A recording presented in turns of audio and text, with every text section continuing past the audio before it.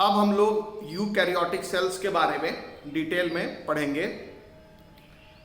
जो eukaryotic cells होता है वो प्रोटिस्टा में पाया जाता है, फंजाई में पाया जाता है, प्लांटी में पाया जाता है और एनिमलिया में पाया जाता है।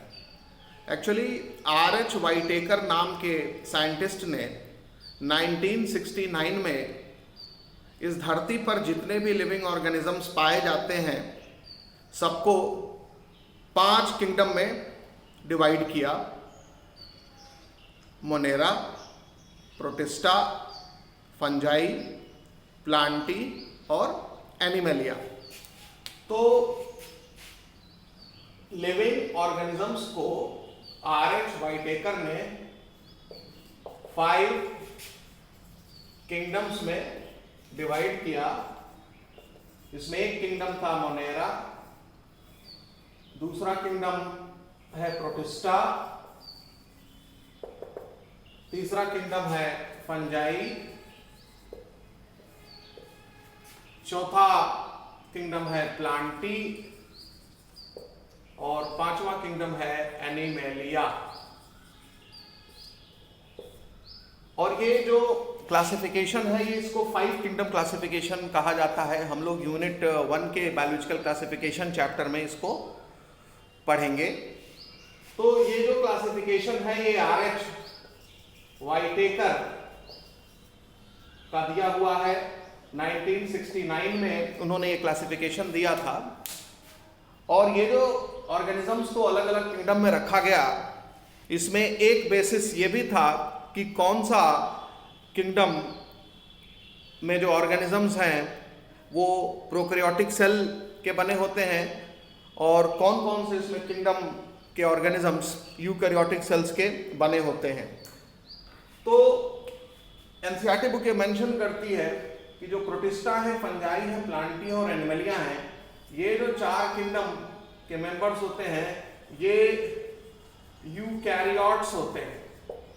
ये यूकैरियोट्स होते हैं।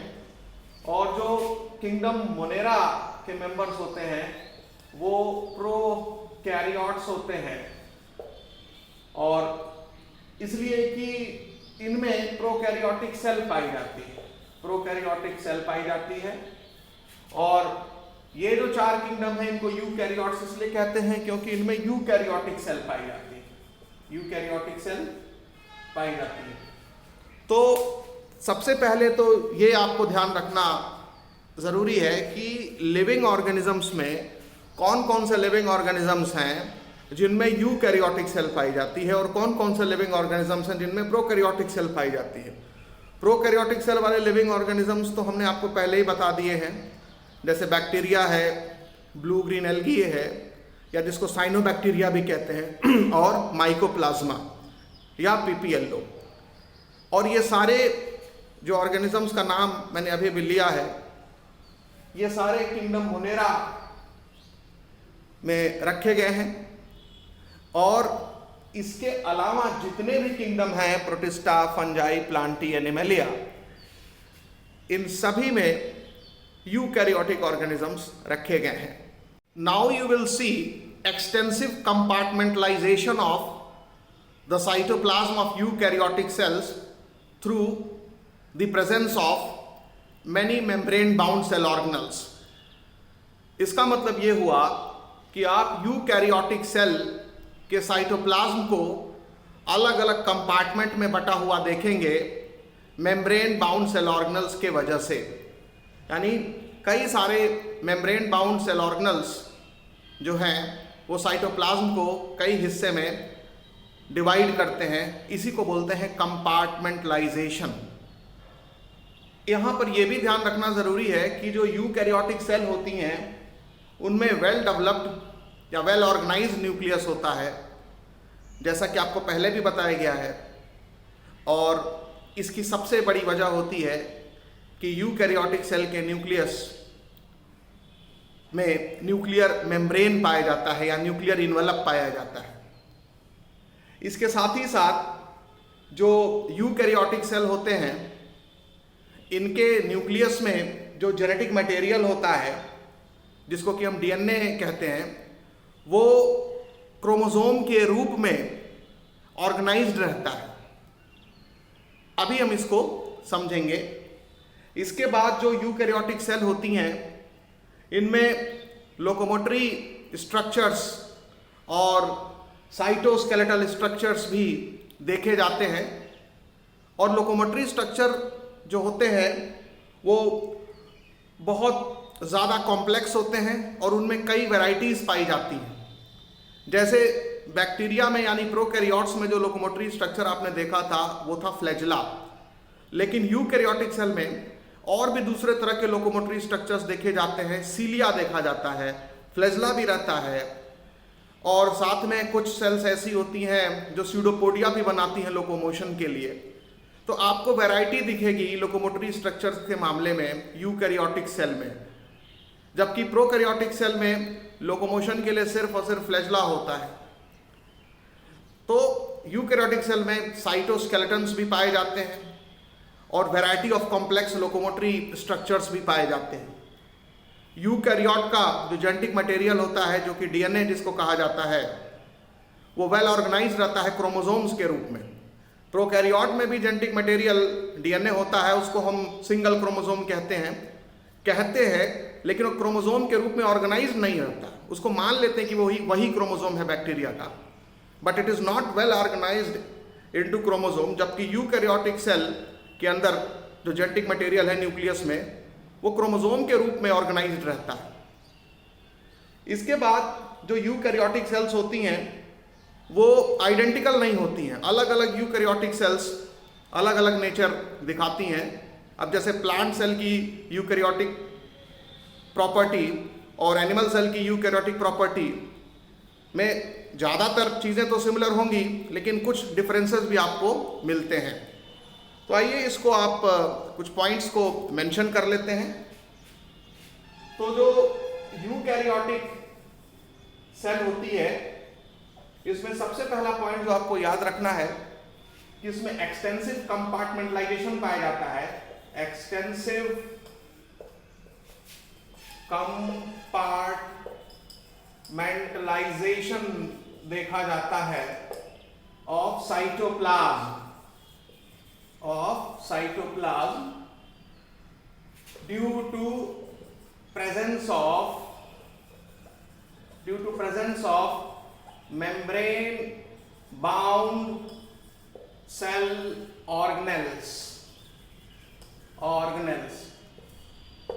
आप सुने होंगे तमाम मेम्ब्रेन बाउंड सेल ऑर्गेनल्स होते हैं। Endoplasmic reticulum, Golgi body, nucleus, mitochondria, chloroplast. तो ये सब साइटोप्लाज्म को अलग अलग कंपार्टमेंट्स में बांटते हैं। इवन वैक्यूल भी है सेल के अंदर, हालांकि वैक्यूल को मैं फिर कहूँगा साइटोप्लाज्मिक ऑर्गेनल नहीं माना जाता है। इसके बाद जो दूसरा पॉइंट है कि जो यूकैरियोटिक सेल होता है उसका न्यूक्लियस वेल ऑर्गेनाइज होता है, क्योंकि इसमें न्यूक्लियर एनवेलप पाया जाता है। तो न्यूक्लियस इज वेल ऑर्गेनाइज्ड,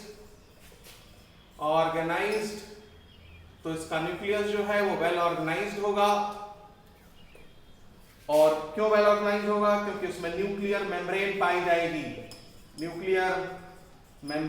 जाएगी, या इसी को बोलते हैं न्यूक्लियर एनवलप। तो nucleus is well organised in eukaryotic cell. इसके बाद तीसरा पॉइंट है, जो न्यूक्लियस के अंदर जेनेटिक मटेरियल होगा, यानी जेनेटिक मटेरियल यानी कि जो डीएनए है, it is organised into chromosome,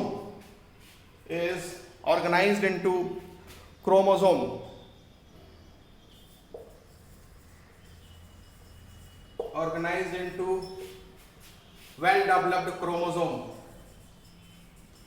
इसको कुछ ऐसे समझ लीजिए कि मान लीजिए ये डीएनए का 2 स्ट्रैंड है और ये दोनों स्ट्रैंड एक दूसरे के ऊपर हेलिकल कॉइलिंग दिखाते हैं, और इस डीएनए मॉलिक्यूल के ऊपर कुछ प्रोटीन्स आकर के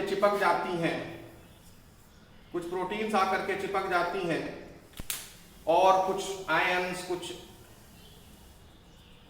अदर स्ट्रक्चर्स भी आकर के इसमें इन्वॉल्व हो जाते हैं और तब इसको हम क्रोमोसोम कहने लगते हैं। तो ये हो गया क्रोमोसोम। अब इसमें जो प्रोटीन आकर के चिपकती हैं डीएनए से, उसमें एक बहुत इंपॉर्टेंट प्रोटीन होती है जिसको हिस्टोन प्रोटीन कहा जाता है। तो यूकैरियोटिक सेल में डीएनए को क्रोमोसोम में कन्वर्ट करने का काम बहुत सारी प्रोटीन के हेल्प से होता है, जिसमें हिस्टोन प्रोटीन बहुत इंपॉर्टेंट रोल प्ले करती हैं। तो यानी कि डीएनए के साथ कुछ जब प्रोटीन्स भी हिस्सा ले लेती हैं तो डीएनए कन्वर्ट हो जाता है क्रोमोसोम्स में। जबकि प्रोकैरियोटिक सेल में डीएनए के साथ हिस्टोन प्रोटीन या कोई दूसरी प्रोटीन एसोसिएटेड नहीं रहती, तो वो डीएनए जो है वो अकेला रहता है और इसलिए उसको हम वेल ऑर्गेनाइज्ड क्रोमोसोम के रूप में नहीं देखते, मान जरूर लेते हैं कि हाँ ये क्रोमोसोम जैसा काम कर रहा है। तो ये ध्यान रखिएगा। तो यूकैरियोटिक सेल में जो जेनेटिक मटेरियल होता है, जो डीएनए होता है, वो वेल ऑर्गेनाइज्ड क्रोमोसोम के रूप में होता है। और ध्यान रखेंगे न्यूक्लियस के अंदर जो डीएनए पाया जाता है वो लीनियर डीएनए होता है यूकैरियोटिक सेल में, जबकि प्रोकैरियोटिक सेल के न्यूक्लियस में जो डीएनए होता है वो सर्कुलर डीएनए होता है।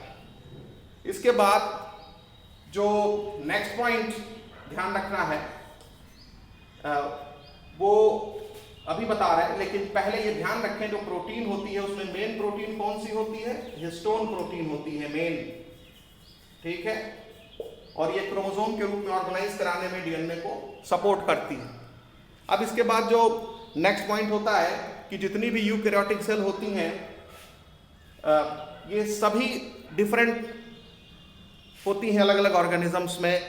खासकर जब हम प्लांट और एनिमल को कंपेयर करें, फंजाई को कंपेयर करें, तमाम प्रोटिस्ट को देखें तो कुछ डिफरेंसेस आपको मिलते हैं। सिमिलरिटी ज़्यादा होती है बट डिफरेंसेस भी कुछ होते हैं। तो इसको ऐसे आप कह लें कि all eukaryotic cells are not identical. तो ये ज़्यादा बेहतरीन शब्द होगा, all eukaryotic cells are not identical. तो all eukaryotic cells are not identical. तो सभी यूकैरियोटिक सेल आइडेंटिकल नहीं होती है। और इसमें जो एक पॉइंट हमने और बताया कि जो यूकैरियोटिक सेल होती हैं उसमें variety of complex locomotory and cytoskeletal structures are present. तो ये भी मेंशन कर लेंगे कि वैरायटी ऑफ, मैं यहां लिख देता हूं, variety of complex locomotory and cytoskeletal cytoskeletal structures are present in eukaryotic cell. अब लोकोमोटरी स्ट्रक्चर में सीलिया है, फ्लैजेला है, स्यूडोपोडिया है, ये आप ध्यान रखिएगा। और साइटोस्केलेटल स्ट्रक्चर्स में आगे चल के बताया जाएगा माइक्रोट्यूब्यूल्स, माइक्रोफिलामेंट, इंटरमीडिएट फिलामेंट और भी स्ट्रक्चर्स होते हैं, भले ही वो रेयर होते हैं, लेकिन जो ज़्यादातर साइटोस्केलेटल स्ट्रक्चर जिनका नाम लिया, माइक्रोट्यूब्यूल है, माइक्रोफिलामेंट है, ये कॉमन साइटोस्केलेटल स्ट्रक्चर्स होते हैं। हम लोग प्लांट सेल और एनिमल सेल को कंपेयर करेंगे और इसी बहाने इन दोनों तरह के सेल्स में कुछ डिफरेंसेस को भी ऑब्जर्व करेंगे। अब जैसे हम प्लांट सेल की बात करते हैं तो जो प्लांट सेल होती हैं, अब जैसे मान लीजिए ये एक प्लांट सेल है और ये उसकी सेल वॉल है, और ये दूसरी प्लांट सेल है और ये उसकी सेल वॉल है। तो इन दोनों की सेल वॉल आपस में भी चिपकी रहती है जिसको मिडिल लेमला कहा जाता है। तो दोनों की सेल वॉल के बीच में जो मटेरियल होता है वो मिडिल लेमला है। तो पहले तो ये ध्यान रखिए, हम लोग प्लांट सेल को समझेंगे फिर एनिमल सेल को समझेंगे। तो मिडिल लेमेला पाई जाती है दो सेल के बीच में, यानी दो सेल को आपस में कनेक्ट करती है। और ये जो आप स्ट्रक्चर देख रहे हैं ये सेल वॉल है, सेल वॉल है। एक तरह से मिडिल लेमला भी सेल वॉल का ही हिस्सा होता है। सेल वॉल में बाहर की तरफ मिडिल लेमला होती है। इस सेल को देखिए तो इसमें सबसे बाहर मिडिल लेमला, इस सेल को देखिए तो इस सेल में भी सबसे बाहर मिडिल लेमला। तो जो सेल वॉल होती है दो सेल की, उसके बीच में कॉमन मिडिल लेमला होती है। तो मिडिल लेमला इज कॉमन, ठीक है। ये नहीं कह सकते कि मिडिल लेमला इसके हिस्से की है या ये मिडिल लेमला इसके हिस्से की है। ये दोनों ही सेल मिडिल लेमला सेक्रीट करती हैं, जिससे कि दोनों प्लांट सेल आपस में कनेक्टेड होती हैं। तो middle lamella connects to plant cells, और ये सबसे बाहर की लेयर होती है। यानी जब आपको किसी सेल में जाना होता है तो आपको मिडिल लेमला से फिर सेल वॉल में जाना होता है और फिर सेल के अंदर जाना होता है। तो plant cell is surrounded by cell wall, और दो सेल कनेक्टेड होती हैं मिडिल लेमला से। हर प्लांट सेल की सेल वॉल अलग अलग होगी, लेकिन मिडिल लेमला कॉमन होगी। इसके बाद जो दूसरी इंपॉर्टेंट पॉइंट है कि जो प्लांट सेल का साइटोप्लाज्म होता है, ये मान लीजिए प्लांट सेल के अंदर साइटोप्लाज्म है और ये इस प्लांट सेल के अंदर का साइटोप्लाज्म है। दो प्लांट सेल के साइटोप्लाज्म आपस में प्लाज्मोडेस्माटा से कनेक्टेड रहते हैं। यानी कि उस जगह पर ना तो मिडिल लेमला होगी और न ही कोई सेल वॉल होगी। तो ये ध्यान रखना है। हाँ, और एक चीज ये भी आपको ऑब्जर्व करना होगा कि सेल वॉल के अंदर प्लाज्मा मेम्ब्रेन होती है, तो प्लाज्मा मेम्ब्रेन भी आप बनाएंगे, इस सेल की प्लाज्मा मेम्ब्रेन और इस सेल की प्लाज्मा मेम्ब्रेन, ठीक है। लेकिन जिस जगह पर सेल वॉल और मिडिल लेमला नहीं होगी, वहां पर इस सेल का साइटोप्लाज्म इस सेल के साइटोप्लाज्म के कांटेक्ट में होगा, तो आप एकदम से दो सेल को, जो अगल बगल सेल होती हैं टिश्यू में प्लांट सेल, वो आपस में से कनेक्टेड होती हैं। आप देख रहे हैं, ये कनेक्शन आपको ध्यान रखना है, और इसी कनेक्शन को कहा जाता है प्लाज्मोडेस्माटा। तो आप देखें कि मिडिल लेमला और सेल वॉल में छेद है, इसी छेद के जरिए एक सेल का साइटोप्लाज्म दूसरे सेल के साइटोप्लाज्म से कनेक्टेड रहता है। तो इसको कहा जाता है प्लाज्मोडेस्माटा। तो एनसीईआरटी बुक में डायग्राम में जब आप प्लांट सेल को माइन्यूटली ऑब्जर्व करेंगे तो आपको प्लाज्मोडेस्माटा दिखाई देगा। तो ये हो गया प्लाज्मोडेस्माटा। तो प्लाज्मोडेस्माटा क्या है? It is cytoplasmic connection between two adjacent plant cell. तो cytoplasmic connection between two adjacent plant cells. तो दो एडजेसेंट प्लांट सेल्स के बीच में ये साइटोप्लाज्मिक कनेक्शन होता है प्लाज्मोडेस्माटा। ये जितने भी स्ट्रक्चर्स मैं यहां दिखाऊंगा, इसमें ज्यादातर स्ट्रक्चर्स एनिमल सेल या एनिमल टिश्यू में जो दो एनिमल सेल एडजेसेंट रहेंगी उनके बीच में आप नहीं देखेंगे। मिडिल लेमला एनिमल सेल्स के बीच में नहीं दिखेगी, सेल वॉल ही नहीं है। सेल वॉल प्लाज्मोडेस्माटा भी आपको प्लांट सेल्स में दिखेगा लेकिन एनिमल सेल्स में नहीं दिखेगा, मतलब दो सेल के बीच में दिखेगा स्ट्रक्चर प्लाज्मोडेस्माटा। अब इसके बाद आप देखें जो प्लांट सेल होता है, इसमें एक बड़ा वैक्यूल पाया जाता है, लार्ज सेंट्रल वैक्यूल पाया जाता है। तो प्लांट सेल में आपको अंदर एक बड़ा वैक्यूल दिखाई देगा जो कि एनिमल सेल में नहीं होता है। तो ये आपको ध्यान रखना है, a large central vacuole is present in plant cell. इसको मेंशन कर लीजिए। तो लार्ज सेंट्रल वैक्यूल भी आपको प्लांट सेल में दिखेगा। इसके अलावा प्लांट सेल के साइटोप्लाज्म में आपको स्पेशल स्ट्रक्चर्स दिखेंगे जिनको प्लास्टिड कहा जाता है। तो प्लांट सेल में प्लास्टिड्स पाए जाते हैं। प्लास्टिड्स जो है वो कई तरह के होते हैं, क्लोरोप्लास्ट, क्रोमोप्लास्ट, ल्यूकोप्लास्ट। तो आप बोलिए कि प्लांट सेल में क्लोरोप्लास्ट होता है, एनिमल सेल में क्लोरोप्लास्ट नहीं होता है, बट प्लास्टिड कहेंगे तो ज़्यादा अच्छा रहेगा। तो ये प्लास्टिड जो होते हैं, ये आगे चल के डिस्कस होगा कि 3 तरह के होते हैं, क्लोरोप्लास्ट, क्रोमोप्लास्ट और ल्यूकोप्लास्ट। तो प्लांट सेल में प्लास्टिड होगा लेकिन एनिमल सेल में प्लास्टिड नहीं होगा। लार्ज सेंट्रल वैक्यूल ये भी प्लांट सेल में होगी लेकिन एनिमल सेल में नहीं होगी। और 2 प्लांट सेल्स आपस में कनेक्टेड होती हैं प्लाज्मोडेस्माटा के जरिए, जबकि एनिमल सेल्स में ऐसा नहीं देखा जाता है। और ये जो 2 प्लांट सेल्स की सेल वॉल होती है, इसके बीच में मिडिल लेमला होती है, कॉमन होती है वो, और it is also part of cell wall.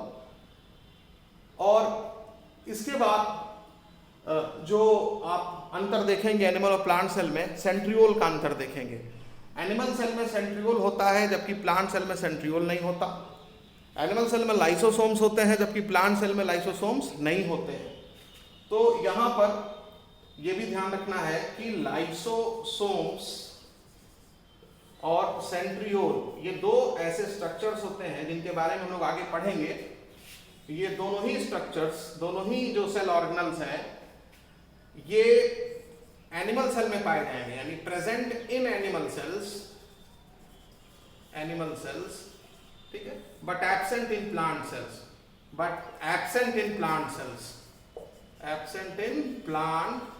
तो ये प्लांट सेल्स में नहीं पाए जाएंगे, लाइसोसोम और सेंट्रियोल। और एनिमल सेल में सरफेस से कुछ प्रोजेक्शंस निकले रहते हैं कुछ सेल्स में, कुछ एनिमल सेल्स में, जिनको माइक्रोविलाई कहा जाता है। जैसे मान लीजिए इंटेस्टाइन की सेल है, फूड को एब्जॉर्ब करने के लिए वो अपना सरफेस एरिया बढ़ाने के लिए फिंगर जैसा प्रोजेक्शन निकाल लेती है सरफेस से, तो उसको माइक्रोविलाई कहा जाता है। तो एनिमल सेल में माइक्रोविलाई देखा जाता है कुछ स्पेसिफिक सेल में। ये नहीं मैं कह रहा कि सारी सेल में पाया जाता है। एनसीईआरटी बुक में जो एनिमल सेल का डायग्राम दिया होगा उसमें माइक्रोविलाई भी बनाया है। तो माइक्रोविलाई आपको दिखेगा एनिमल सेल में। तो एनिमल सेल के अंदर जब आप ऑब्जर्व करेंगे तो उसके सरफेस से साइटोप्लाज्मिक प्रोजेक्शंस निकले होंगे जिनको माइक्रोविलाई कहा जाएगा। तो आपने देखा कि एनिमल सेल और प्लांट सेल में कुछ मेजर डिफरेंसेस हमने आपको बताए। एक बार फिर से रिकॉल कर लीजिए कि प्लांट में जो 2 एडजेसेंट प्लांट सेल्स होते हैं वो आपस में प्लाज्मोडेस्माटा से कनेक्टेड होते हैं, ऐसा कुछ एनिमल सेल में नहीं देखा जाता। दूसरा चीज, जो एनिमल सेल होती है उसमें सेल वॉल नहीं होती, प्लांट सेल में सेल वॉल होती है, और 2 सेल वॉल के बीच में एडजेसेंट सेल के मिडिल लेमला पाई जाती है, और मिडिल लेमला इज कॉमन, और वो सेल वॉल का भी, उसको सेल वॉल का हिस्सा माना जाता है। तीसरा जो अंतर होता है कि एनिमल सेल के सरफेस से माइक्रोविलाई निकला रहता है, सारे एनिमल सेल के सरफेस से नहीं, कुछ स्पेसिफिक एनिमल सेल के सरफेस से, जैसे इंटेस्टाइनल सेल है, जबकि प्लांट सेल में आप माइक्रोविलाई नहीं देखेंगे। उसके बाद एनिमल सेल में लाइसोसोम पाया जाता है, सेल ऑर्गेनल, सेंट्रियोल पाया जाता है एस सेल ऑर्गेनल, जबकि प्लांट सेल में ये दोनों नहीं देखे जाते हैं। इसके बाद प्लांट सेल में प्लास्टिड पाया जाता है, लार्ज सेंट्रल वैक्यूल पाई जाती है, जबकि एनिमल सेल में न तो प्लास्टिड देखा जाता है और न ही लार्ज सेंट्रल वैक्यूल देखा जाता है। एनिमल सेल में छोटे छोटे वैक्यूल हो सकते हैं पूरे साइटोप्लाज्म में बिखरे हुए, लेकिन large central vacuole animal cell में नहीं दिखता है।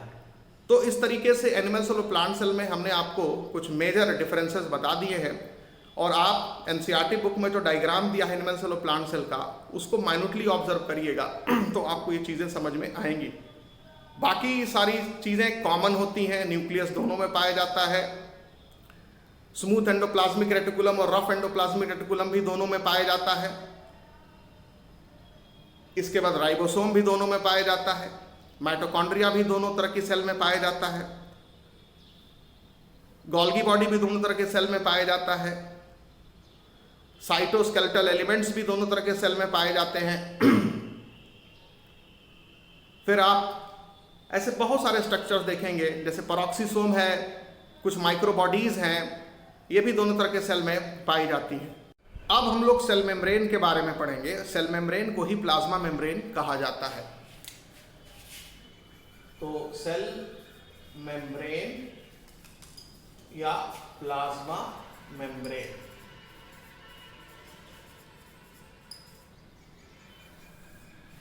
हालांकि सेल मेम्ब्रेन का डिटेल स्ट्रक्चर जब इलेक्ट्रॉन माइक्रोस्कोप की डिस्कवरी हुई 1950s में, उसी के बाद पता चल पाया। लेकिन तब तक वैज्ञानिकों ने जब प्लाज्मा मेम्ब्रेन के केमिकल कंपोजिशन का अध्ययन किया तो ये पाया कि प्लाज्मा मेम्ब्रेन जो है वो लिपिड का बना होता है, और इसमें जो लिपिड होती है वो 2 लेयर के रूप में पाई जाती है, यानी लिपिड बाइलेयर पाया जाता है प्लाज्मा मेम्ब्रेन में। ये सबसे पहले पता चला जब प्लाज्मा मेम्ब्रेन की जो स्टडी है वो केमिकल बेसिस पर की गई। और ये जो प्लाज्मा मेम्ब्रेन की स्टडी की गई, ह्यूमन आरबीसी जो सेल है उसकी प्लाज्मा मेम्ब्रेन की जब स्टडी की गई तो ये चीज़ सामने निकल के आई। तो ध्यान रखिएगा कि इलेक्ट्रॉन माइक्रोस्कोप की डिस्कवरी के बाद तो प्लाज्मा मेम्ब्रेन का डिटेल स्ट्रक्चर पता चला और कंफर्म भी हुआ, लेकिन मीनवाइल जब तक इलेक्ट्रॉन माइक्रोस्कोप की डिस्कवरी नहीं हुई थी तो साइंटिस्टों ने ह्यूमन आरबीसी के मेम्ब्रेन की जो केमिकल स्टडी की, उस आधार पर वो इस निष्कर्ष पर पहुँचे कि प्लाज्मा मेम्ब्रेन में लिपिड पाया जाता है और लिपिड 2 लेयर के रूप में पाया जाता है। तो प्लाज्मा मेम्ब्रेन में खासकर जब ह्यूमन आरबीसी के प्लाज्मा मेम्ब्रेन की स्टडी की गई तब ये पता चला कि प्लाज्मा मेम्ब्रेन में लिपिड के 2 लेयर पाए जाते हैं। तो मान लीजिए अगर ये प्लाज्मा मेम्ब्रेन है तो इसमें लिपिड के 2 लेयर पाए जाएंगे, यानी लिपिड बाई लेयर।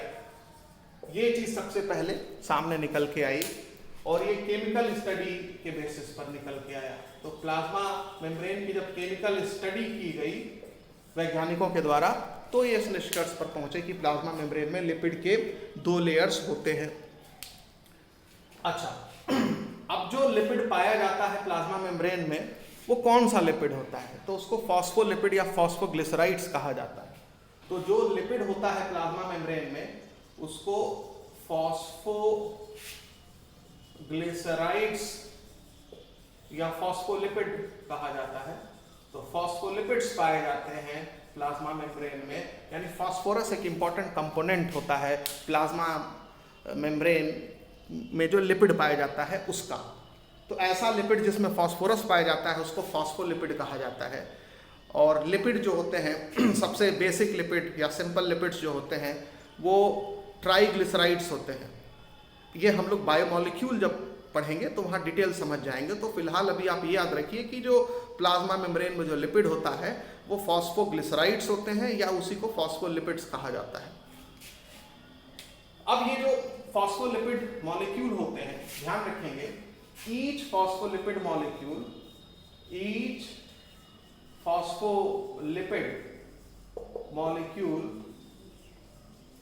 में 2 पार्ट होते हैं, हेड और टेल। तो हर फॉस्फोलिपिड मॉलिक्यूल में 2 हिस्से होते हैं, हेड और टेल। और इसको एक मॉडल डायग्राम से हम समझ सकते हैं। ये मान लीजिए हेड है, ये गर्दन जैसी चीज बना दी, नेक बना दी, और ये हो गया टेल। तो जो हेड वाला पार्ट होता है और ये टेल वाला पार्ट होता है।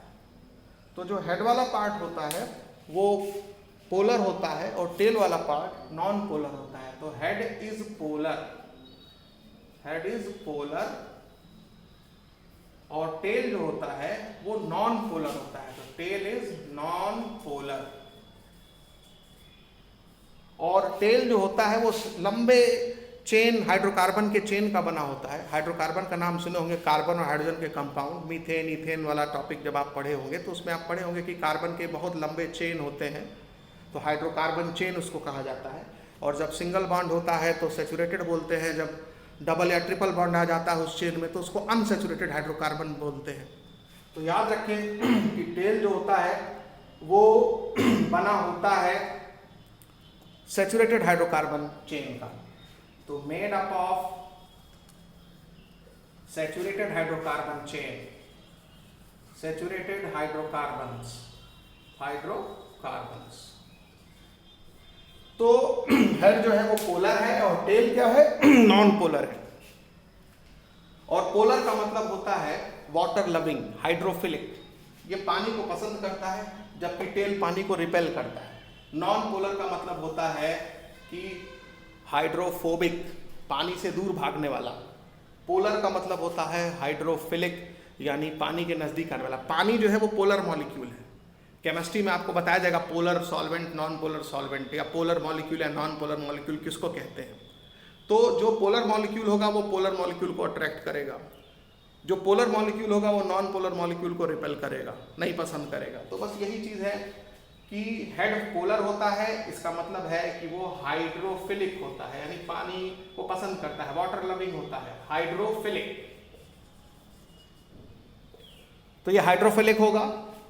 और जो टेल है वो नॉन पोलर होता है, इस वजह से वाटर को पसंद नहीं करेगा, ये हाइड्रोफोबिक होगा, हाइड्रोफोबिक होगा,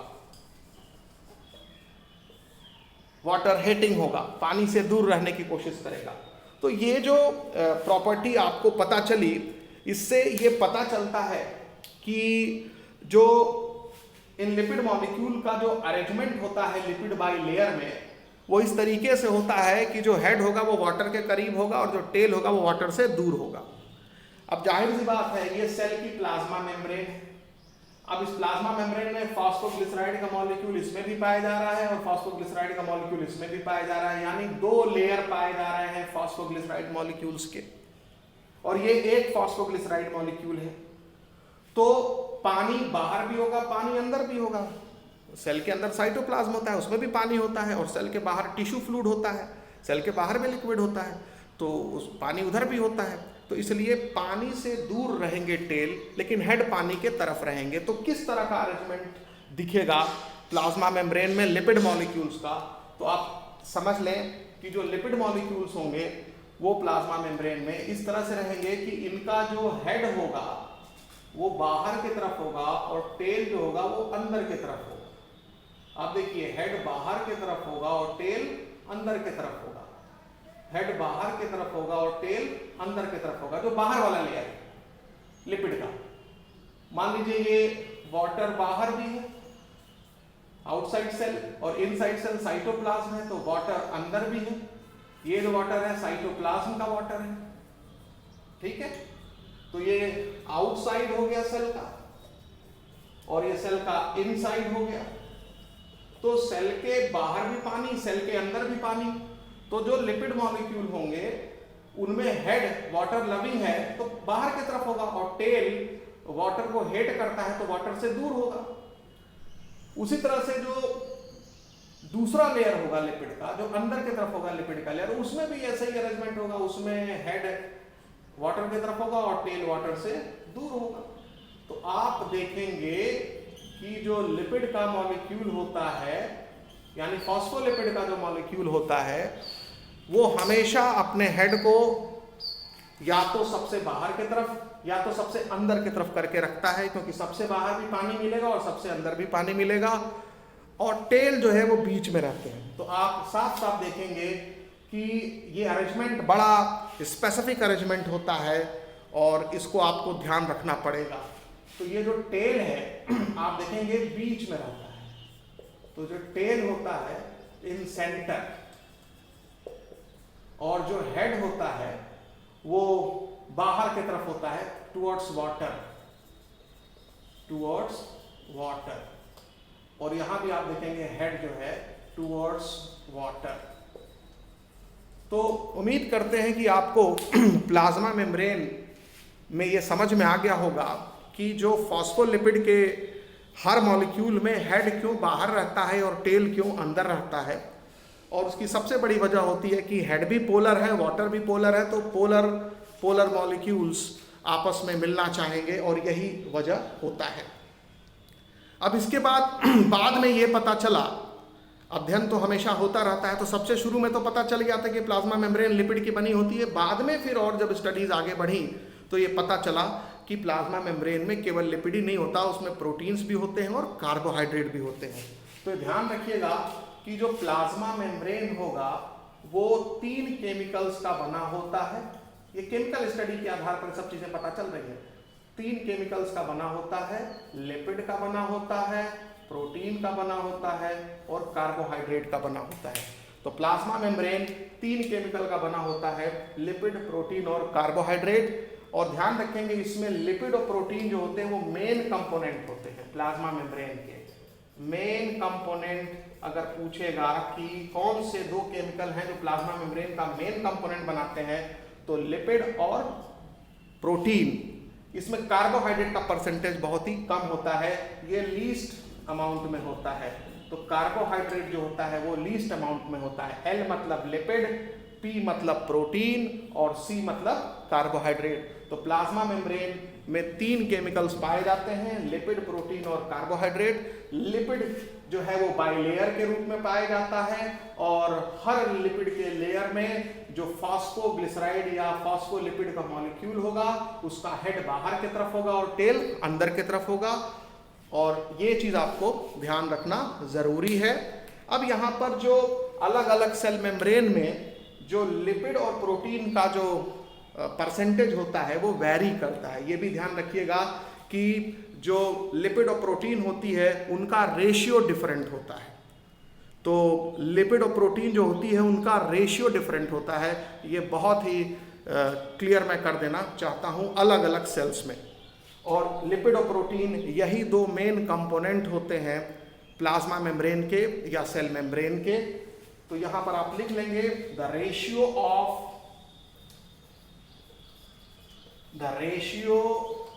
of lipid and protein varies in different types of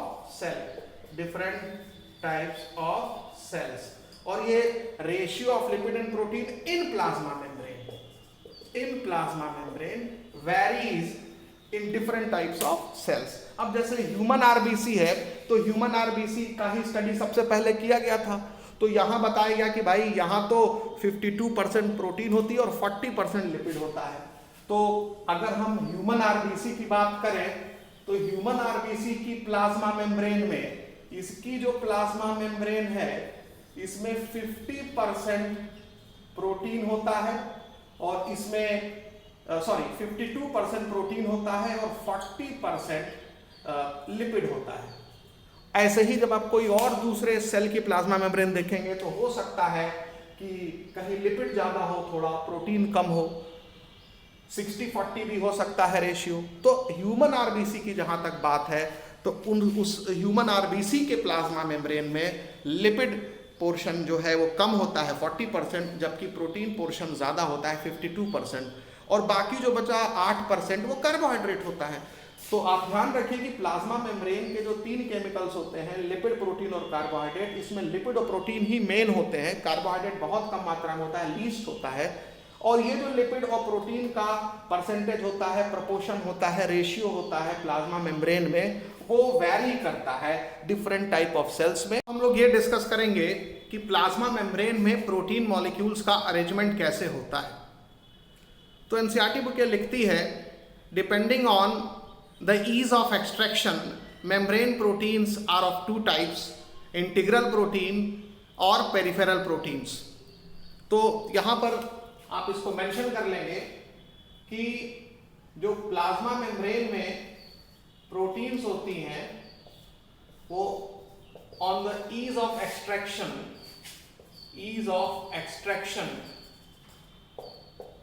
2 तरह की होती हैं, यानी प्रोटीन्स इन प्लाज्मा मेम्ब्रेन 2 तरह की होती हैं, और ये on the basis of ease of extraction बताया गया है। इंट्रिंसिक प्रोटीन या इसी को इंटीग्रल प्रोटीन भी कहा जाता है, इंटीग्रल प्रोटीन, और दूसरा होता है एक्सट्रिंसिक प्रोटीन या इसी को पेरिफेरल प्रोटीन भी कहा जाता है, पेरिफेरल प्रोटीन। अब ये जो इंटीग्रल प्रोटीन होती हैं इनको आसानी से एक्सट्रैक्ट या सेपरेट नहीं किया जा सकता प्लाज्मा मेम्ब्रेन से, क्योंकि ये प्लाज्मा मेम्ब्रेन या लिपिड बाइलेयर में काफी अंदर तक धसी रहती है। तो इंट्रिंसिक प्रोटीन या इंटीग्रल प्रोटीन जो होती हैं ये पार्शियली और कंप्लीटली बरीड या एम्बेडेड इन प्लाज्मा मेम्ब्रेन।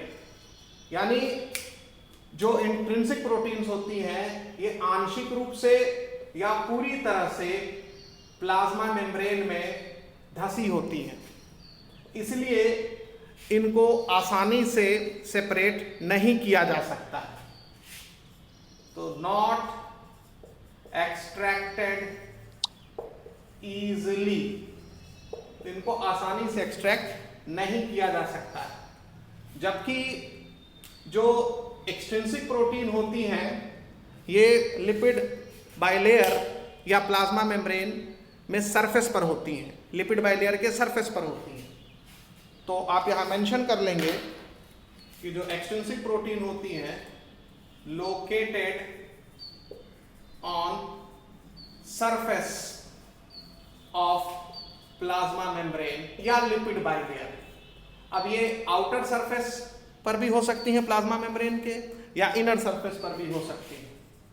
तो आउटर सरफेस या इनर सरफेस, तो दोनों ही सरफेस पर ये पाई जा सकती है और इसलिए इनको आसानी से एक्सट्रैक्ट किया जा सकता है क्योंकि ये लिपिड बाइलेयर या प्लाज्मा मेम्ब्रेन में धसी नहीं रहती। तो आप यहाँ लिख सकते हैं कि जो एक्सट्रिंसिक प्रोटीन्स होती हैं ये कैन बी एक्सट्रैक्टेड इजिली, तो एक्सट्रैक्टेड इजिली। अब इसको ऐसे समझिए, मान लीजिए ये लिपिड बाइलेयर है, लिपिड के दो लेयर हैं, इसको हमने लिख दिया लिपिड बाइलेयर। अब इस लिपिड बाइलेयर में कुछ प्रोटीन्स होती हैं जो पार्शियली धसी रहती हैं। अब आप देख रहे हैं ये पार्शियली एम्बेडेड है, ये लिपिड बाइलेयर के आउटर सरफेस से पार्शियली एम्बेडेड है और यहाँ पर जो हमने प्रोटीन बनाया है ये लिपिड बाइलेयर के इनर सरफेस से पार्शियली एम्बेडेड है। तो पार्शियली एम्बेडेड है यानी पार्शियली बरीड है, यानी ये कौन सी प्रोटीन हो गई? इंट्रिंसिक प्रोटीन हो गई। और एक प्रोटीन हम ऐसा बना देते हैं जो कंप्लीटली बरीड है। कंप्लीटली बरीड का मतलब होता है कि वो लिपिड बाइलेयर, दोनों ही लिपिड बाइलेयर्स से होके गुजर रही है। यानी ये देखिए, तो ये जो प्रोटीन है ये कंप्लीटली बरीड है। तो ये दोनों ही प्रोटीन जो हो गए, ये सब इंट्रिंसिक प्रोटीन के एग्जाम्पल हो गए, इंट्रिंसिक प्रोटीन। तो ये दोनों जो हैं ये पार्शियली एम्बेडेड हैं और ये क्या है? कंप्लीटली एम्बेडेड है, धसी हुई है पूरी तरह से। तो इन तीनों जो एग्जाम्पल्स जो आप यहाँ देख रहे हैं आसानी से सेपरेट नहीं किया जा सकता, इंट्रिंसिक प्रोटीन है ये। और कुछ जो प्लाज्मा मेम्ब्रेन की प्रोटीन्स होती हैं वो लिपिड बाइलेयर के सरफेस से अटैच होती हैं। जैसे मान लीजिए ये प्रोटीन है, ये आउटर लिपिड बाइलेयर से अटैच है और ये वाली जो प्रोटीन आप देख रहे हैं ये इनर लिपिड बाइलेयर से अटैच है। यानी जो लिपिड लेयर है इसमें आउटर सरफेस से अटैच है और ये इनर सरफेस से अटैच है। तो लिपिड बाइलेयर के आउटर सरफेस से अटैच जो प्रोटीन है या लिपिड बाइलेयर के इनर सरफेस से अटैच जो प्रोटीन है, इनको हम पेरिफेरल प्रोटीन कहेंगे। ये आसानी से सेपरेट हो जाएंगे। तो जो पेरिफेरल प्रोटीन्स हैं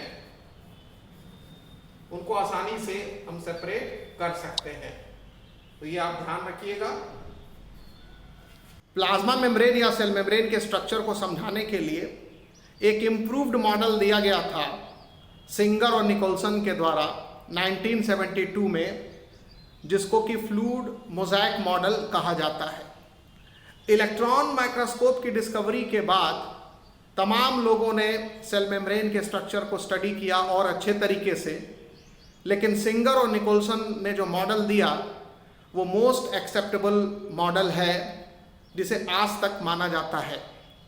तो आइए अब हम लोग फ्लूइड मोज़ेक मॉडल के बारे में कुछ पॉइंट डिस्कस करते हैं। तो fluid mosaic model was given by Singer and Nicholson. तो फ्लूइड मोज़ेक मॉडल जो है वो सिंगर और निकोल्सन ने दिया, और ये मॉडल दिया गया था 1972 में। तो ये ध्यान रखेंगे 1972 में ये मॉडल दिया गया था। और इस मॉडल के मुताबिक जो प्लाज्मा मेम्ब्रेन में जो लिपिड होता है वो क्वासी फ्लूइड नेचर दिखाता है। यानी इस मॉडल के हिसाब से जो lipid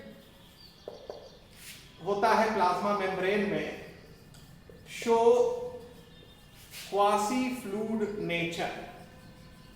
quasi fluid nature, quasi मतलब सेमी फ्लूइड नेचर, क्वासी मतलब होता है सेमी फ्लूइड नेचर।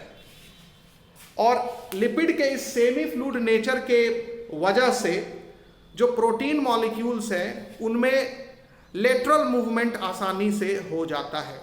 तो ये जो क्वासी फ्लूइड नेचर होता है लिपिड मॉलिक्यूल का प्लाज्मा मेम्ब्रेन में, it allows protein molecules to show lateral movement. तो प्रोटीन मॉलिक्यूल आसानी से जो लिपिड बाइलेयर है इसमें लेटरल मूवमेंट दिखा सकते हैं, और ये तभी संभव हो पाया जब लिपिड एक क्वासी फ्लूइड नेचर के रूप में अपनी प्रॉपर्टी दिखा रहा है। और लिपिड बाइलेयर के क्वासी फ्लूइड होने के वजह से जो प्रोटीन मॉलिक्यूल का जो लेटरल मूवमेंट होता है, इसी को हम प्लाज्मा मेम्ब्रेन की फ्लूइडिटी के रूप में मेजर करते हैं। तो प्लाज्मा मेम्ब्रेन फ्लूइडिटी दिखाती है। तो प्लाज्मा मेम्ब्रेन का जो फ्लूइड नेचर है, यानी जो उसकी फ्लूइडिटी है, वो डिपेंड करती है कि how much protein molecule can show lateral movement in plasma membrane. तो फ्लूइडिटी जो है वो depends on lateral movement of protein molecules in lipid bilayer. तो एनसीईआरटी बुक यहाँ ओवरऑल लिपिड बाइलेयर का जिक्र करती है कि जो प्रोटीन मॉलिक्यूल्स है वो ओवरऑल लिपिड बाइलेयर में कितना लेटरल मूवमेंट दिखा सकते हैं आसानी से, उसी आधार पर बोलेंगे कि प्लाज्मा मेम्ब्रेन उतना ही ज़्यादा फ्लूइड नेचर शो कर रही है। तो सिंगर निकोल्सन मॉडल के हिसाब से जो प्रोटीन पाए जाते हैं प्लाज्मा मेम्ब्रेन में वो एक जगह पर फिक्स नहीं रहते और उनकी मूवमेंट होती रहती है, लेटरल मूवमेंट उसको कहा जाता है। अब यहाँ पर ये चीज़ ध्यान रखना है कि जो प्लाज्मा मेम्ब्रेन का फ्लूइड नेचर स्टैब्लिश हुआ सिंगर और निकोल्सन के फ्लूइड मोज़ेक मॉडल के हिसाब से, अब यहाँ देखिए फ्लूइड मोज़ेक टर्म यूज हुआ है। तो फ्लूइड का मतलब हो गया कि जो लिपिड है वो फ्लूइड के रूप में है, ठीक है, सेमी फ्लूइड के रूप में है। एकदम से फ्लूइड होगा तब तो बह जाएगा। तो ऐसा फ्लूइड है जो कि आपस में जुड़ा हुआ है और बहने नहीं पा रहा है, तो सेमी फ्लूइड है, क्वासी फ्लूइड है, और उसमें बीच बीच में प्रोटीन धसे हुए हैं और वो मोज़ेक के रूप में काम कर रहे हैं। तो यहाँ मोज़ेक शब्द जो है वो प्रोटीन के लिए आया है, और फ्लूइड जो नेचर है वो किसका फ्लूइड नेचर है? लिपिड का फ्लूइड नेचर है। और लिपिड ही मेन लेयर होता है प्लाज्मा मेम्ब्रेन का। तो जब लिपिड फ्लूइड नेचर दिखाएगा तो प्लाज्मा मेम्ब्रेन भी फ्लूइड नेचर दिखाएगी, और उसके अंदर जो प्रोटीन मॉलिक्यूल एम्बेडेड हैं वो भी बहेंगे, एक जगह से दूसरे जगह उनकी पोजीशन शिफ्ट होगी, तो इसको बोलेंगे प्रोटीन का मूवमेंट हो रहा है। और लेटरल मूवमेंट जो है वो एक ही लिपिड बाइलेयर में प्रोटीन मॉलिक्यूल एक जगह से दूसरे जगह जा रहा है, तो उसको बोलते हैं लेटरल मूवमेंट। तो इस वजह से प्लाज्मा मेम्ब्रेन कितना ज़्यादा फ्लूइड नेचर दिखा रही है, ये प्रोटीन मॉलिक्यूल कितना मूवमेंट लेटरल दिखा रही है, इस पर डिपेंड करता है। अगर प्लाज्मा मेम्ब्रेन फ्लूइड नेचर नहीं दिखाती या कम दिखाती तो प्रोटीन मॉलिक्यूल का भी लेटरल मूवमेंट नहीं होता, कम होता। तो आपको ध्यान रखना है। अब इस फ्लूइड नेचर की वजह से, प्लाज्मा मेम्ब्रेन के फ्लूइड नेचर की वजह से बहुत सारे फंक्शन प्लाज्मा मेम्ब्रेन के परफॉर्म होते हैं। अब उसमें जैसे सेल ग्रोथ है, तो फ्लूइड नेचर के कारण प्लाज्मा मेम्ब्रेन के जो फंक्शन परफॉर्म करता है प्लाज्मा मेम्ब्रेन, या जिसमें मदद मिलती है या हेल्प्स इन, कुछ भी आप लिख सकते हैं, सेल ग्रोथ, सेल की ग्रोथ होती है। भाई सेल जब बढ़ेगा तो प्लाज्मा मेम्ब्रेन को भी ढकेलेगा, तो प्लाज्मा मेम्ब्रेन अगर रिजिड होगी, हार्ड होगी, फ्लूइड नेचर नहीं दिखाएगी, तो प्लाज्मा मेम्ब्रेन में स्ट्रेचिंग नहीं होगी, तो कैसे ग्रोथ होगा? तो ग्रोथ नहीं होगा। तो प्लाज्मा मेम्ब्रेन के फ्लूइड नेचर से सेल का ग्रोथ भी होता है। तो ये एक एग्जाम्पल हो गया फॉर्मेशन ऑफ इंटरसेलुलर जंक्शंस, यानी दो सेल के बीच में। जब हम लोग एपिथेलियल टिश्यू पढ़ेंगे एनिमल टिश्यू के अंतर्गत, तो वहाँ इन दो सेल के बीच में जंक्शन के बारे में पढ़ाएंगे। तो दो सेल एक दूसरे से जुड़े रहते हैं, तमाम तरह के जंक्शन से जिसमें प्लाज्मा मेम्ब्रेन हिस्सा लेती है, तो वो प्लाज्मा मेम्ब्रेन के फ्लूइड नेचर की वजह से ये जंक्शंस बन जाते हैं। तो formation of different type of intercellular junctions, इसमें हेल्प करता है प्लाज्मा मेम्ब्रेन का फ्लूइड नेचर। तो formation of inter cellular junctions. इसके बाद जो प्लाज्मा मेम्ब्रेन का फ्लूइड नेचर है वो हेल्प करता है सिक्रीशन में। प्लाज्मा मेम्ब्रेन से कोई चीज बाहर निकलती है उसको सिक्रीशन कहा जाता है। सेल से बाहर ही निकलेगी तो प्लाज्मा मेम्ब्रेन के मदद से बाहर निकलेगी, वरना प्लाज्मा मेम्ब्रेन हार्ड रहेगी तो उससे कोई चीज बाहर निकल ही नहीं सकती। तो सिक्रीशन का जो प्रोसेस होता है सेल से, वो प्लाज्मा मेम्ब्रेन के फ्लूइड नेचर को बताता है। अगर प्लाज्मा मेम्ब्रेन फ्लूइड नेचर नहीं दिखाएगी तो सिक्रीशन नहीं होगा। प्लाज्मा मेम्ब्रेन अगर फ्लूइड नेचर नहीं दिखाएगी तो सेल ग्रोथ नहीं होगा। प्लाज्मा मेम्ब्रेन अगर फ्लूइड नेचर नहीं दिखाएगी तो फॉर्मेशन ऑफ इंटरसेलुलर जंक्शन नहीं होगा। तो ये चीज आपको ध्यान रखना है। फिर एंडोसाइटोसिस, मतलब कोई भी चीज अंदर सेल लेती है वो भी प्लाज्मा मेम्ब्रेन की मदद से लेती है, उसको एंडोसाइटोसिस कहा जाता है। तो ये ध्यान रखेंगे, एंडोसाइटोसिस। कोई भी चीज सेल से बाहर जाती है वो एक्सोसाइटोसिस, उसको सिक्रीशन भी बोल सकते हैं। कोई भी चीज सेल के अंदर आ रही है उसको एंडोसाइटोसिस कहते हैं। तो एक तरह से सिक्रीशन जो होता है वो उसमें एक तरीका होता है एक्सोसाइटोसिस। तो हम लोग एक्सोसाइटोसिस एंडोसाइटोसिस आगे के टॉपिक्स में पढ़ेंगे। तो फिलहाल आप ये ध्यान रखिए कि सिक्रीशन जो है उसमें कुछ सिक्रीशंस एक्सोसाइटोसिस के प्रोसेस से होते हैं, सारे सिक्रीशन एक्सोसाइटोसिस नहीं होते हैं, ये भी ध्यान रखिएगा। तो इसीलिए हमने इस चीज को अभी छोड़ दिया है। तो सिक्रीशन हो गया, एंडोसाइटोसिस हो गया, और फिर इसमें सेल डिवीजन भी आप पॉइंट मेंशन कर लेंगे। सेल डिवीजन यानी सेल जो डिवाइड होती है उसमें प्लाज्मा मेम्ब्रेन का फ्लूइड नेचर बहुत इंपॉर्टेंट रोल प्ले करता है। तो ठीक है, तो सेल डिवीजन हो गया, endocytosis, secretion, formation of intercellular junction, cell growth, ये 5 काम जो एनसीईआरटी बुक में मेंशन किए गए हैं वो प्लाज्मा मेम्ब्रेन के फ्लूइड नेचर को स्टैब्लिश करते हैं। सिंगर और निकोलसन का जो फ्लूइड मोज़ेक मॉडल है उसको और डिटेल में थोड़ा सा समझते हैं। अब यहाँ जो डायग्राम आपको दिख रहा है ये प्लाज्मा मेम्ब्रेन का सेक्शनल व्यू है। ये प्लाज्मा मेम्ब्रेन का आउटर सरफेस दिख रहा है, और ये प्लाज्मा मेम्ब्रेन का जो इनर सरफेस है, नीचे वाला सरफेस है, और ये प्लाज्मा मेम्ब्रेन का जो लेटरल व्यू है, मतलब साइड से देख रहे हैं प्लाज्मा मेम्ब्रेन को। और ये लिपिड बाइलेयर दिख रही है आपको ऊपर प्लाज्मा मेम्ब्रेन की, ये लिपिड का एक लेयर दिख रहा है और ये लिपिड का दूसरा लेयर दिख रहा है, यानी ये लिपिड बाइलेयर है, ये 2 लेयर है। तो इसका मतलब ये हुआ कि ये ऊपर वाला लिपिड का लेयर और नीचे वाला लिपिड का लेयर, इसी को बोलते हैं लिपिड बाइलेयर। और लिपिड बाइलेयर में आप देख रहे हैं फॉस्फोग्लिसराइड के मॉलिक्यूल्स दिख रहे हैं। इनकी एक फिक्स पोलरिटी होती है, जैसा कि हमने पहले आपको समझा दिया है। तो अ फॉस्फोलिपिड मॉलिक्यूल, और ये फॉस्फोलिपिड मॉलिक्यूल ही लिपिड बाइलेयर में पाया जाता है।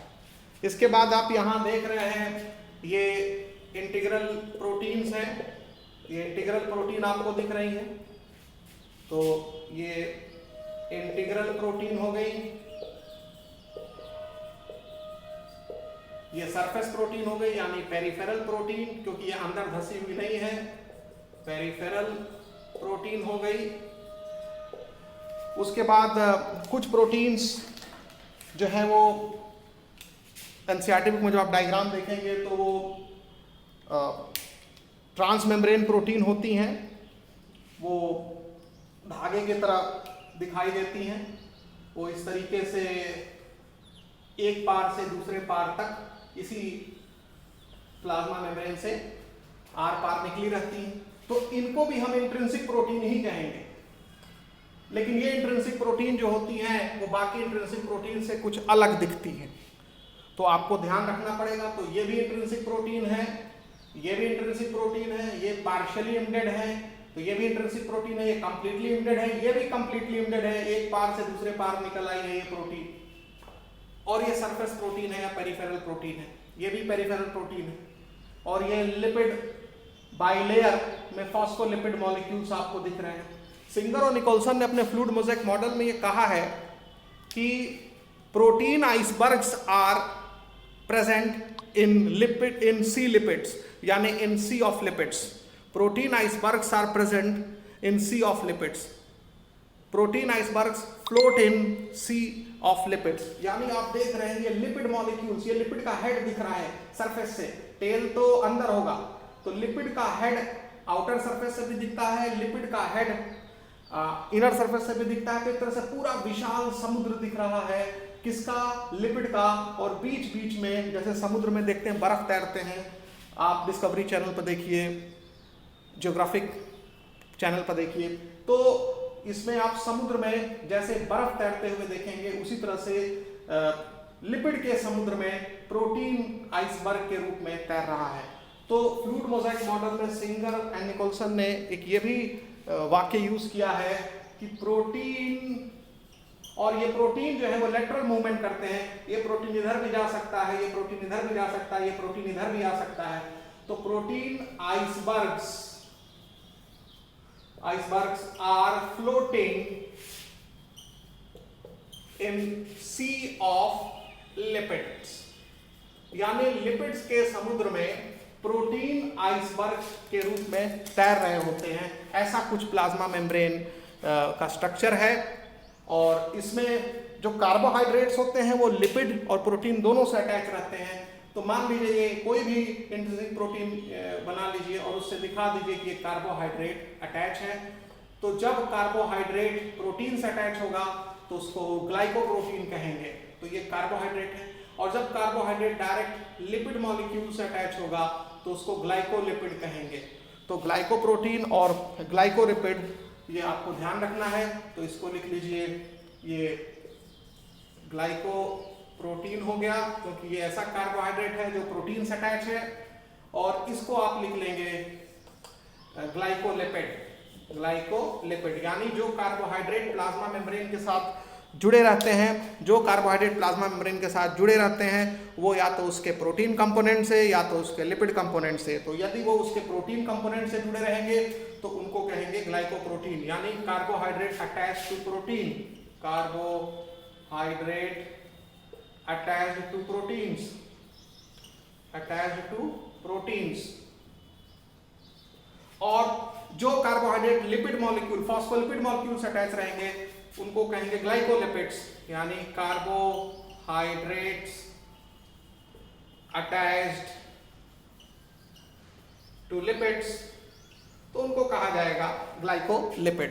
तो सिंगर और निकोलसन का जो फ्लूइड मोज़ेक मॉडल है, इसमें आपने देखा कि जो लिपिड का विशाल समुद्र है उसमें प्रोटीन आइसबर्ग फ्लोट कर रहे हैं।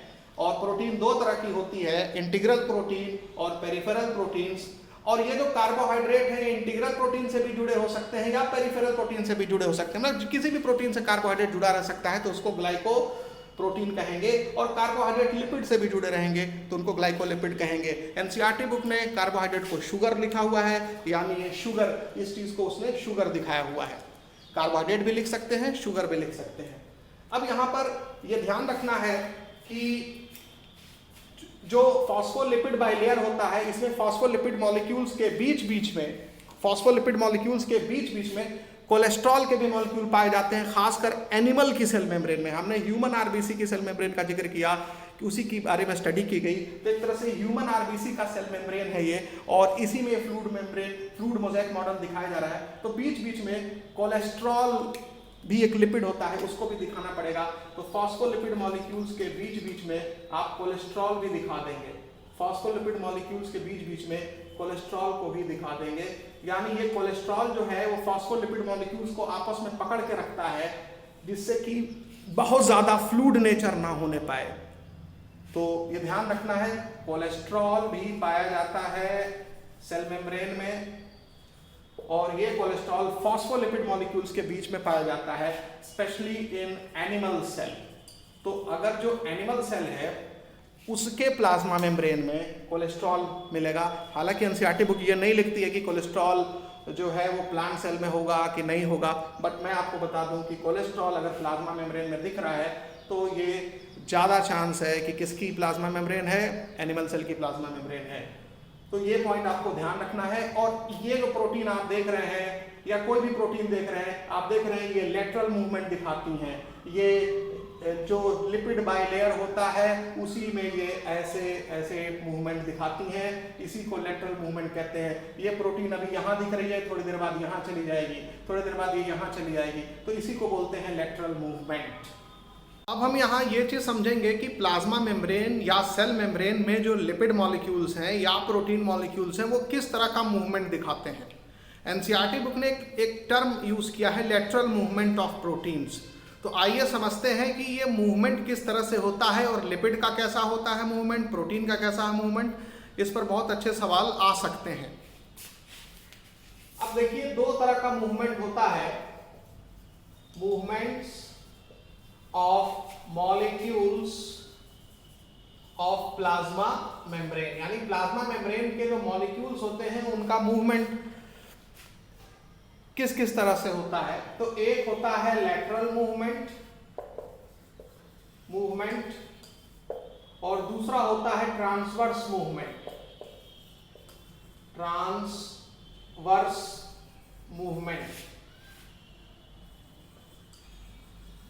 ट्रांसवर्स मूवमेंट को ही फ्लिप फ्लॉप मूवमेंट कहा जाता है। Flip flop movement. अब मान लीजिए ये प्लाज्मा मेम्ब्रेन है और इसमें लिपिड बाइलेयर है, ये मान लीजिए लिपिड बाइलेयर है। तो इसमें ये मान लीजिए फॉस्फोलिपिड के मॉलिक्यूल्स हैं, ये फॉस्फोलिपिड मॉलिक्यूल इस लेयर का है लिपिड के, और ये फॉस्फोलिपिड मॉलिक्यूल इस लेयर का है। तो ऐसे ही फॉस्फोलिपिड मॉलिक्यूल्स हर लिपिड लेयर में पाए जाएंगे। ये सारे फॉस्फोलिपिड मॉलिक्यूल एक लेयर के हैं और ये सारे फॉस्फोलिपिड मॉलिक्यूल एक लेयर के। और जो प्रोटीन्स होती हैं, मान लीजिए हमने यहां इंट्रिंसिक प्रोटीन दिखाया हुआ है, ये इंट्रिंसिक प्रोटीन दिखाया हुआ है। तो आप देखेंगे कि जो लिपिड मॉलिक्यूल्स होते हैं वो एक ही लिपिड लेयर में इनकी पोजीशन चेंज हो सकती है। ये लिपिड मॉलिक्यूल यहां जा सकता है या ये लिपिड मॉलिक्यूल यहां आ सकता है, ठीक है। उसी तरह से ये लिपिड मॉलिक्यूल यहां जा सकता है या ये लिपिड मॉलिक्यूल यहां आ सकता है, अंदर ही अंदर, ये यहां चलाएगा, ये यहां चलाएगा। तो इसमें ध्यान रखना है कि ये लिपिड मॉलिक्यूल जो ऊपर वाले लेयर का है और ये लिपिड मॉलिक्यूल जो नीचे वाले लेयर का है, ये दोनों ही इनके टेल आपस में कनेक्टेड भी होंगे, क्योंकि ये दोनों ही हाइड्रोफोबिक हैं, तो ये आपस में कनेक्टेड होंगे। ऊपर से ये जो लिपिड मॉलिक्यूल का जो हेड है ये ऊपर वाटर मॉलिक्यूल से कनेक्टेड होगा, और जो नीचे वाला लिपिड मॉलिक्यूल का हेड है वो अंदर वाले वाटर मॉलिक्यूल से कनेक्टेड होगा। तो ये जो लिपिड मॉलिक्यूल दोनों लेयर के आपको दिख रहे हैं वो एक यूनिट के रूप में काम करेंगे, और इनमें जो मूवमेंट होगा वो साथ साथ मूवमेंट होगा। यानी ये पूरा, ये दोनों ही जो फॉस्फोलिपिड मॉलिक्यूल्स हैं ये साथ साथ मूव करेंगे। तो इसी को बोलते हैं लेटरल मूवमेंट। तो ये आपको लेटरल मूवमेंट समझा दिया गया। तो लेटरल मूवमेंट जो है वो जो फॉस्फोलिपिड मॉलिक्यूल्स हैं वो दिखाते हैं, और दोनों ही लेयर के फॉस्फोलिपिड मॉलिक्यूल साथ साथ लेटरल मूवमेंट दिखाते हैं। इसमें कोई बहुत ज़्यादा एनर्जी की ज़रूरत नहीं है। यहाँ पर पोलैरिटी भी चेंज नहीं हो रही है, हेड बाहर का बाहर ही है, इधर वाला हेड इधर बाहर है, इधर वाला हेड इधर बाहर है, टेल जो है वो अंदर की तरफ ही है। इस मूवमेंट में ना तो हेड की पोजीशन चेंज हो रही है ना टेल की पोजीशन चेंज हो रही है। तो ये सबसे कॉमन होने वाला मूवमेंट और आसानी से होने वाला मूवमेंट देखा जाता है। कौन सा मूवमेंट? Lateral movement. तो लेटरल मूवमेंट जो है ये देखा जाता है, शोन बाय, दिखाया जाता है लिपिड मॉलिक्यूल्स के द्वारा। ठीक है। अब जो प्रोटीन मॉलिक्यूल्स हैं ये भी लेटरल मूवमेंट दिखाते हैं। अगर प्रोटीन मॉलिक्यूल जो है वो अपने बाहरी सरफेस से किसी दूसरे स्ट्रक्चर से अटैच नहीं है और अपने अंदरूनी सरफेस से किसी दूसरे स्ट्रक्चर से अटैच नहीं है, अगर ये फ्री सरफेस है तो भी ये आसानी से लेटरल मूवमेंट दिखा सकते हैं। इधर भी आना लेटरल मूवमेंट होगा, इधर भी आना लेटरल मूवमेंट होगा, इधर भी आना लेटरल मूवमेंट होगा, पीछे भी आना लेटरल मूवमेंट होगा। तो ये ध्यान रखना है। उसी तरह से लिपिड जो मॉलिक्यूल हैं इनका इधर भी आना, पीछे भी जाना, इधर भी जाना, इधर भी जाना, ये सब लेटरल मूवमेंट के एग्जाम्पल हैं। तो ये ध्यान रखना है। तो ये इंट्रिंसिक प्रोटीन या कोई भी प्रोटीन होगी तो वो भी लेटरल मूवमेंट दिखाएगी। लेकिन हाँ, अगर किसी प्रोटीन मॉलिक्यूल से अगर मान लो सेल के अंदर कोई साइटोस्केलेटन अटैच है, साइटोस्केलेटन अटैच है, और ये सेल के अंदर और भी किसी दूसरे स्ट्रक्चर से अटैच है, ये किसी और स्ट्रक्चर से अटैच है, तो ये इस प्रोटीन मॉलिक्यूल को अपने जगह से हिलने नहीं देगा। तो ये स्ट्रक्चर, तो इसलिए वो प्रोटीन मॉलिक्यूल्स आसानी से लेटरल मूवमेंट दिखाएंगी जिनके एंड्स किसी स्ट्रक्चर से अटैच नहीं है, बाहर से या अंदर से। लेकिन अगर कोई प्रोटीन मॉलिक्यूल जिसका दोनों सिरा या दोनों किनारे किसी भी स्ट्रक्चर से अटैच नहीं है, वो आसानी से लेटरल मूवमेंट दिखा लेंगी। तो इसलिए प्रोटीन मॉलिक्यूल्स भी लेटरल मूवमेंट दिखाती हैं। तो lateral movement is shown by protein molecules. ठीक है। और ये मोस्ट कॉमन जो मूवमेंट होता है वो प्लाज्मा मेम्ब्रेन में वो देखा जाता है, लेटरल मूवमेंट। अब हम बात करते हैं फ्लिप फ्लॉप मूवमेंट की। ये फ्लिप फ्लॉप मूवमेंट या ट्रांसवर्स मूवमेंट जो होता है वो बहुत ही मुश्किल से होने वाला मूवमेंट है। इसमें बहुत ज़्यादा एनर्जी खर्च होती है और इसमें पोलरिटी चेंज हो जाती, पोलरिटी जो है वो चेंज होती है। मतलब हेड को वाटर के साथ अपना कनेक्शन तोड़ना पड़ता है, फिर इसके बाद इस लिपिड को ऐसे मुड़ना पड़ता है और मुड़ करके फिर इस लिपिड को इस लेयर में आना पड़ता है। मतलब हम ये कहें कि यदि ये वाला लिपिड मॉलिक्यूल यहाँ पहुँच जाए या ये वाला लिपिड मॉलिक्यूल यहाँ पहुँच जाए, एक लिपिड लेयर से फॉस्फोलिपिड मॉलिक्यूल जब दूसरे लिपिड लेयर में आ जाए या दूसरे लिपिड लेयर से फॉस्फोलिपिड मॉलिक्यूल जब पहले वाले लेयर में आ जाए, तो इसको कहा जाता है फ्लिप फ्लॉप मूवमेंट। तो ये ध्यान रखेंगे, फ्लिप फ्लॉप मूवमेंट जो होता है वो लिपिड मॉलिक्यूल दिखाते हैं या ट्रांसवर्स मूवमेंट लिपिड मॉलिक्यूल दिखाते हैं। तो लिख सकते हैं शोन बाय लिपिड मॉलिक्यूल्स। तो ये लिपिड मॉलिक्यूल्स जो है वो फ्लिप फ्लॉप मूवमेंट दिखाते हैं। अब इसमें क्या होता है कि जो वाटर के साथ कनेक्शन है हेड का, उसको तोड़ना पड़ता है, तभी ये हेड मुड़ेगा। क्योंकि जब इसको फ्लिप फ्लॉप मूवमेंट दिखाना होगा तो इस लिपिड मॉलिक्यूल को ऐसे बेंड करना, ऐसे बेंड होना पड़ेगा। तो बेंड होना पड़ेगा तो इसको जो है वाटर से अपना कनेक्शन तोड़ना पड़ेगा। प्लस हेड जो है वो पोलर है, तो उसको जब इस बीच वाले रीजन में हेड जब आएगा तो बीच वाला रीजन यानी टेल कौन सा रीजन होता है? Non polar. तो नॉन पोलर रीजन में अपना सर घुसाने में इसको दिक्कत होगी, क्योंकि नॉन पोलर पोलर को क्या करेगा? रिपेल करेगा। यानी जो दूसरे लिपिड मॉलिक्यूल्स हैं उनका जो टेल है वो इसको रिपेल करेगा। तो ये ध्यान रखेंगे, वो टेल जो है वो इस हेड को रिपेल करेगा, तो इसको मुड़ करके फिर यहाँ आने में बहुत दिक्कत होगी। तो फ्लिप फ्लॉप मूवमेंट आसान नहीं होता, लेकिन फ्लिप फ्लॉप मूवमेंट भी कभी कभी देखा जाता है लिपिड मॉलिक्यूल्स में। यानी एक लेयर से फॉस्फोलिपिड मॉलिक्यूल जब दूसरे लेयर में चला जाता है लिपिड लेयर में, तो उसको बोलते हैं फ्लिप फ्लॉप मूवमेंट या ट्रांसवर्स मूवमेंट। प्रोटीन का फ्लिप फ्लॉप मूवमेंट जो होता है वो एक तरह से असंभव है। क्योंकि ये जो प्रोटीन मॉलिक्यूल है ये काफ़ी बड़ी मॉलिक्यूल्स होती हैं और प्रोटीन में जो हाइड्रोफिलिक रीजन होता है वो ज़्यादा होता है। मान लीजिए यहाँ तो हेड जो है हाइड्रोफिलिक है, हेड मुड़ा तो उसको हाइड्रोफोबिक रीजन से होकर गुजरना है तो थोड़ा बहुत संघर्ष करके वो पहुँच जाएगा दूसरे एंड पर। लेकिन प्रोटीन मॉलिक्यूल्स में ज़्यादातर हिस्सा जो है वो हाइड्रोफिलिक होता है, इसलिए ये प्रोटीन का ये एंड इधर आना और ये एंड इधर जाना ये आसानी से संभव नहीं है। इसलिए protein molecules flip flop movement नहीं दिखाती हैं। लिपिड तो दिखा भी लेंगे लेकिन protein molecules flip flop movement नहीं दिखाते हैं। तो यहाँ लिख लेंगे कि flip flop movement not shown by proteins in plasma membrane. तो ये बहुत ही बेहतरीन जो हिस्सा है खासकर मूवमेंट का मॉलिक्यूल्स का प्लाज्मा मेम्ब्रेन में, प्रोटीन मॉलिक्यूल का मूवमेंट और लिपिड मॉलिक्यूल का मूवमेंट वो कौन सा पॉसिबल है कौन सा नहीं पॉसिबल है ये आपको ध्यान रखना है। फ्लिप फ्लॉप मूवमेंट में बहुत ज़्यादा एनर्जी की आवश्यकता होगी क्योंकि इसमें बॉन्ड टूटेंगे और हाइड्रोफिलिक रीजन को हाइड्रोफोबिक रीजन से होकर गुजरना पड़ेगा, तो इसमें बहुत ज़्यादा एनर्जी लगेगी। तो इसलिए फ्लिप फ्लॉप मूवमेंट कम होता है, रेयर होता है। लेकिन लेटरल मूवमेंट में ना तो कोई बॉन्ड टूटता है और ना ही बहुत एनर्जी की आवश्यकता है। तो ये ध्यान रखना है आपको।